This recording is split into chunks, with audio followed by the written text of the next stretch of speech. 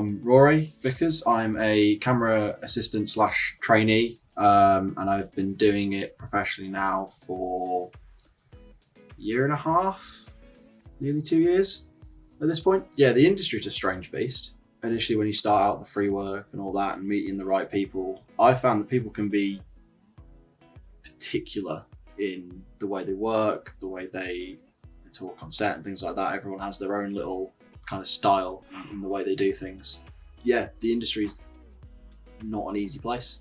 There's a lot of hard work, long days. Did a job where I was home for a day and a half, sort of actually at home. The rest of the time I'd be away at work and then back. And it's not easy. You have to be prepared to put in the time and put in the work. You know, I know people who had been in the industry a few months longer than me, a few years younger than me, and then lifetime longer than I have, and they all said the same thing. It's like, you have to put the work in. You have to make that sacrifice for it to all pay off.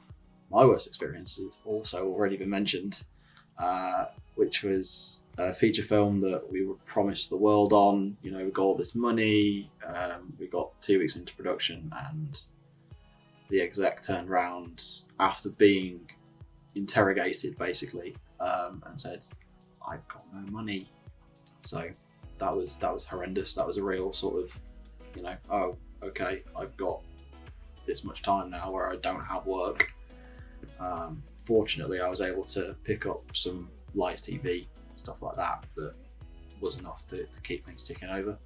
Working on an actual feature film that got actually shot was really good fun. Working on BBC Doctors up the road, because you learn so much, because you have to work so quickly and so efficiently, and you learn ways to do those jobs that you need to do so quick and so concise, and learning to work with different people as well, because each time there's a new camera op and they have a different way of working, and new ADs and new directors, and it's finding the ways to work with them that's been really fun and really interesting. I think I was in first year of uni,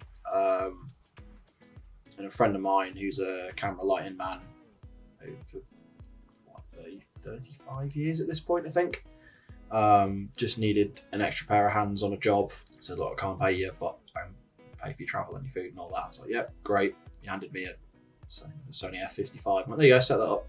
And that was it. Did that, and he was like, "Good job." I was like, "Cool. Have you thought about camera assisting?" I was like, "Not really. I've been at uni like 6 months. I don't really know what I'm doing yet."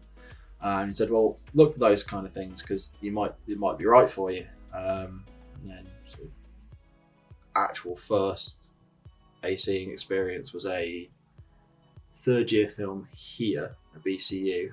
We got through most of the day. We're on one of the last shots on this particular location, and they kind of went, "Right, we need you to pull the focus from the guy's face to the end of the barrel of the gun," which was like that much distance, I think.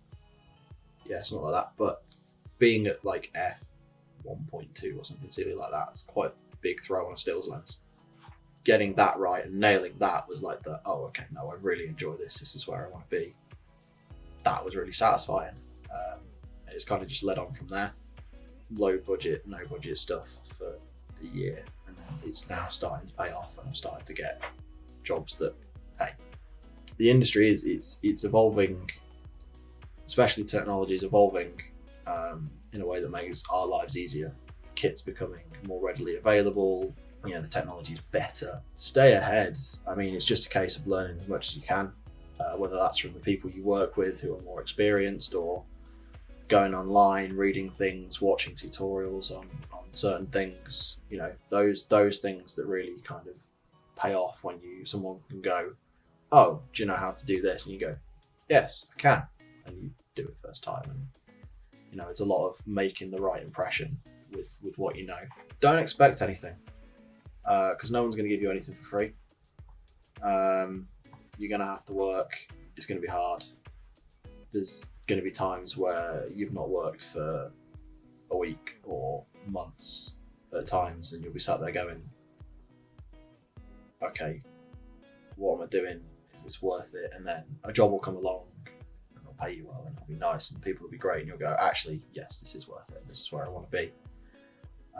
It's just be patient. It'll come. Do the free work. The stuff that motivates me is just being on set is so much fun and so enjoyable. You know, working with people, even when it's a nightmare and things go wrong, finding solutions and that kind of work is really, really, really rewarding.